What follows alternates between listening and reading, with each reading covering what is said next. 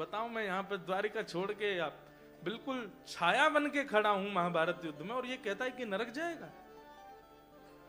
ठाकुर जी कहते हैं जहां हम हारते हैं वहां फिर हमारे भक्त ही ठिकाने लगाते हैं।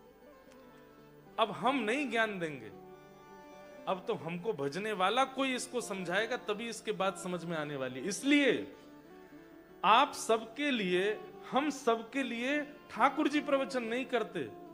रसिकों को प्रवचन के लिए, कथावाचकों को प्रवचन के लिए, हरिजनों को ठाकुर जी चुनते हैं कि भाई तुम ही समझाओ, मेरी बात समझ में आने वाली नहीं है, क्योंकि मेरे प्रति विश्वास में अभी कहीं कमी है। और एक बात स्पष्ट कहते हैं, अगर विश्वास प्रगाढ़ होता तो आपको समझाने ठाकुर जी ही आ जाएंगे।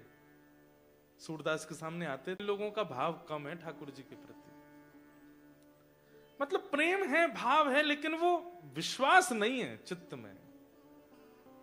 भगवान बोले चलो भैया, भीष्म पितामह हमारी प्रतीक्षा कर रहे हैं, रोम रोम में बाण लगा है उनके, लेकिन वो फिर भी प्रतीक्षा कर रहे हैं कि ठाकुर जी आएंगे तभी प्राण त्यागूंगा मैं। बहुत अच्छा प्रसंग है, आप सबसे हमारी प्रार्थना, ये कर्ण पिशाचनी रख दीजिए नीचे, ये कर्ण पिशाचनी है। कई लोग मैंने इधर उधर देखा तो चला रहे थे, इसलिए बोल गया, इसको धर दीजिए नीचे, क्योंकि जब ठाकुर जी नहीं आए तो हमको भेजा, अब जब हमारी ही नहीं सुनोगे तो कौन आएगा, किसको भेजेंगे ठाकुर जी हैं? ये जीवन नैया पार करने वाला नहीं, इसलिए सुनिए। भगवान बोले चलिए भीष्म पितामह के पास, और भगवान युधिष्ठिर आदि पांडवों को लेकर के निकल पड़े हैं रणभूमि की ओर, जहां बाणों की सैया पर लेटे हैं पितामह भीष्म।